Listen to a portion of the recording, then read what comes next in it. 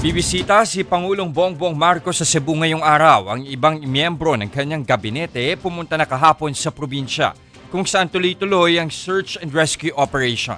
Narito ang report ni Mon Gualvez. Kita ang paggalaw ng mga display sa Mactan Cebu International Airport kagabi sa gitna ng pagyanig ng magnitude 6.9 na lindol sa Cebu. Agad na inilikas sa mga pasahero. Matapos ang assessment, balik din sa normal ang operasyon.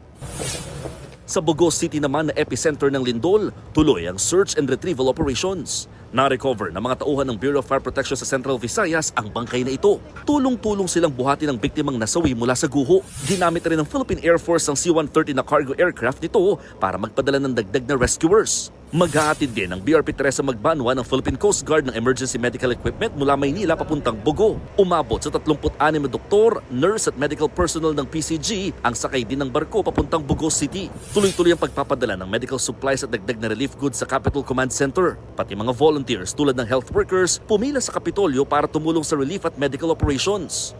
Dumating na rin sa Bugos City sina Defense Secretary Gibo Chodoro, Social Welfare Secretary Rex Gatchalian at Public Works Secretary Vince Dizon. Nakipagpulong sila sa mga lokal na opisyal para malaman ng lawak ng pinsala ng lindol. Handa na rin daw ang relief goods mula sa DSWD. We have around 300,000 family food packs ready for disposal. We also assured the governor that yung mga gastos ng mga pamilya na may injury ay tutulungan ng DSWD. Yung mga sa kasamaang palad na matayan, we will also help them with the bills para sa pagpapalibing.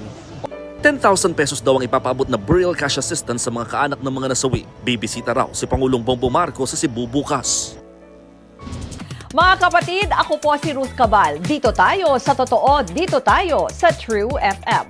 Mag-follow at mag-subscribe din po kayo sa aming social media accounts at True Network PH. Diyan po yan sa aming X na dating Twitter, sa FB, sa Instagram, sa YouTube, sa TikTok at sa mga podcast. At syempre, tutok din po kayo sa Signal True TV Channel 19.